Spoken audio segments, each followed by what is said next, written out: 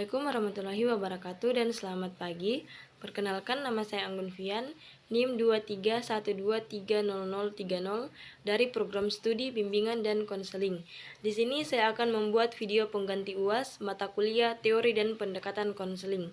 Dalam video ini, saya akan menjelaskan materi tentang teori dan pendekatan konseling psikoanalisis. Yang pertama ada sejarah psikoanalisis. Sigmund Freud adalah bapak psikoanalisis yang lahir di Freiburg, Austria pada tahun 1856. Dia pindah ke Wina, Austria dan mempelajari kedokteran ilmu saraf di Universitas Wina. Sebagai dokter, Freud tertarik pada gangguan mental seperti histeria yang menginspirasi idenya tentang pengaruh alam sadar pada perilaku manusia. Ia belajar di bawah Jean-Martin Cart di Paris dan memengaruhi pandangannya tentang hipnosis. Kemudian, Freud mendirikan teori psikoanalisis yang berfokus pada alam bawah sadar dan pentingnya pengalaman masa kecil dalam membentuk kepribadian. Awal mula sejarah psikoanalisis dimulai dari penemuan Freud tentang metode asosiasi bebas dan penafsiran mimpi dan mengembangkan praktik di mana pasien diminta untuk berbicara secara bebas tentang pikiran mereka. Metode ini digunakan untuk mengungkapkan pikiran. Freud berpengaruh dalam bidang psikologi kepribadian, di mana teori-teorinya diakui sebagai dasar bahagia sebagian besar teori kontemporer yang dikembangkan menjadi kepribadian manusia. Selanjutnya, pengertian psikoanalisis. Psikoanalisis adalah sebuah pendekatan dalam psikologi yang berfokus pada pemahaman pikiran bawah sadar manusia. Dikenalkan oleh Sigmund Freud, psikoanalisis berpendapat bahwa pengalaman masa kanak-kanak yang tertekan dapat memengaruhi perilaku dan emosi kita saat dewasa. Selanjutnya, fungsi psikoanalisis. Secara garis besar, fungsi psikoanalisis ada beberapa bagian. Yang pertama, mengungkapkan bawah sadar. Tujuan psikoanalisis adalah untuk mengungkapkan pikiran, perasaan, dan ingatan yang tertekan dalam bawah sadar. Ini dilakukan melalui teknik seperti asosiasi bebas dan analisis mimpi. Yang kedua, memahami asal-usul masalah. Dengan menggali bawah sadar, psikoanalisis membantu individu memahami akar permasalahan psikologis yang mereka hadapi. Ini bisa berupa trauma masa lalu, konflik batin, atau pola pikir yang tidak sehat. Yang ketiga, mengubah pola pikir dan perilaku. Setelah memahami akar masalah, psikoanalisis bertujuan untuk membantu individu mengubah pola pikir dan perilaku yang tidak adaptif. Ini dilakukan melalui proses insight atau pemahaman mendalam dan kerjasama antara terapis dan klien. Yang keempat, meningkatkan kesadaran diri. Psikoanalisis mendorong individu untuk lebih memahami diri sendiri, termasuk kekuatan, kelemahan, dan dinamika kepribadian mereka. Yang kelima, memperbaiki hubungan interpersonal. Dengan memahami bagaimana pengalaman masa lalu memengaruhi hubungan saat ini, psikoanalisis dapat membantu individu membangun hubungan yang lebih sehat dan memuaskan. Selanjutnya, tujuan analisis. Tujuan psikoanalisis yaitu untuk membantu individu memahami diri sendiri secara lebih mendalam, khususnya bagian yang tidak disadari, untuk mengatasi masalah emosional dan konflik batin.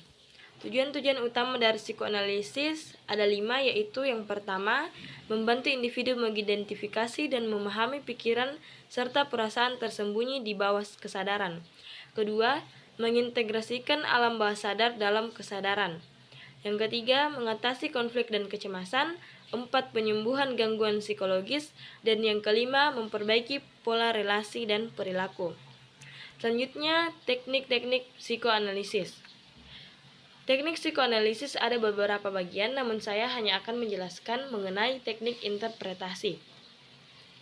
Teknik interpretasi dalam psikoanalisis adalah salah satu teknik inti dalam psikoanalisis yang digunakan oleh terapis untuk membantu klien memahami pikiran, perasaan, dan motif bawah sadar mereka.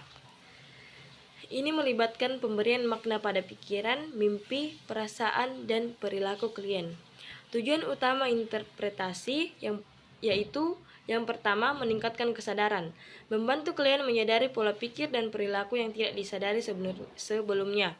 Yang kedua, membuka akses ke bawah sadar, memungkinkan klien untuk mengakses pikiran dan perasaan yang tertekan. Yang ketiga, memfasilitasi perubahan, membantu klien mengubah pola pikir dan perilaku yang tidak adaptif. Selanjutnya, kekurangan dan kelebihan psikoanalisis. Adapun kelebihannya yaitu yang pertama, memahami akar permasalahan, kedua, insight yang mendalam, tiga, menyentuh aspek emosional yang mendalam, empat, efektif untuk masalah yang kompleks, lima, pendekatan holistik yang melibatkan individu secara keseluruhan. Kekurangannya yang pertama, durasi yang panjang, dua, biaya yang tinggi, tiga, kurang fokus terhadap solusi yang praktis, empat, tidak tepat untuk semua klien, lima, kesulitan dalam pengukuran fleksibilitas, enam, kritik dari perspektif modern. Adapun contoh kasus dari psikoanalisis yaitu Mira adalah seorang gadis kecil yang lucu dan ceria. Dia hidup bersama kedua orang tuanya dan kedua kakaknya. Namun, di usianya yang beranjak 6 tahun, ada kejadian yang membuatnya sering sekali ketakutan, apalagi pada saat dekat dengan ayahnya. Karena dia sering melihat perlakuan ayahnya yang tidak senonoh pada kedua kakaknya dan juga terlebih-lebih pada ibunya. Karena kejadian itu, ada banyak rasa kekecewaan hingga membuatnya sering mengalami ketakutan yang berlebihan. Dia tidak menyangka sosok pria yang selama ini ia banggakan hanya dapat menyakiti seorang wanita.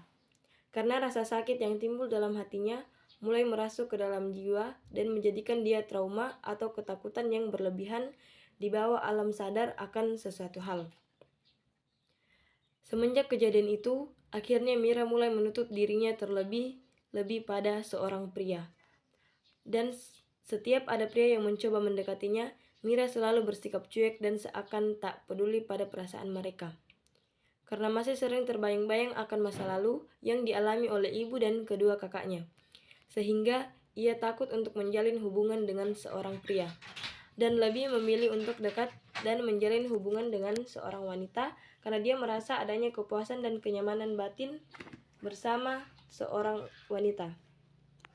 Dalam pandangan psikoanalisis, yang menyebabkan seseorang menjadi lesbian adalah adanya trauma di masa lalu yang dalam perkembangan selanjutnya berpengaruh pada kepribadiannya, khususnya struktur kepribadian yang terdiri dari ID, ego, dan superego, yang melibatkan komponen biologis yang berprinsip ada kesenangan.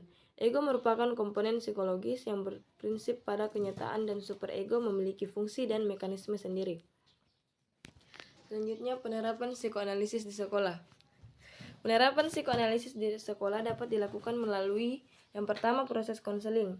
Konseling psikoanalisis biasanya berlangsung secara intensif dan panjang, dengan penemuan 3-5 kali seminggu.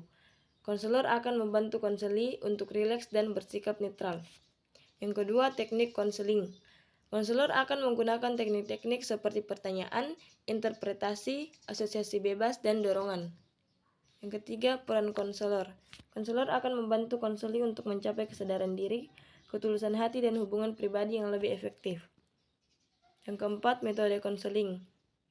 Konselor akan memfokuskan proses penanganan masalah pada upaya mengalami kembali pengalaman masa kanak-kanak. Kesimpulan dari materi ini adalah psikoanalisis adalah sebuah pendekatan dalam psikologi yang bertujuan untuk memahami pikiran dan perilaku manusia dengan menggali alam bawah sadar. Dikenalkan oleh Sigmund Freud, psikoanalisis berfungsi pada ide bahwa pengalaman masa lalu, terutama masa kanak-kanak, memiliki pengaruh yang signifikan terhadap perkembangan kepribadian dan perilaku kita saat dewasa. Psikoanalisis telah memberikan kontribusi yang signifikan terhadap pemahaman kita tentang pikiran manusia. Meskipun terdapat banyak kritik, psikoanalisis tetap menjadi salah satu pendekatan yang paling berpengaruh dalam psikologi. Sekian pemaparan materi dari saya. Terima kasih dan selamat pagi.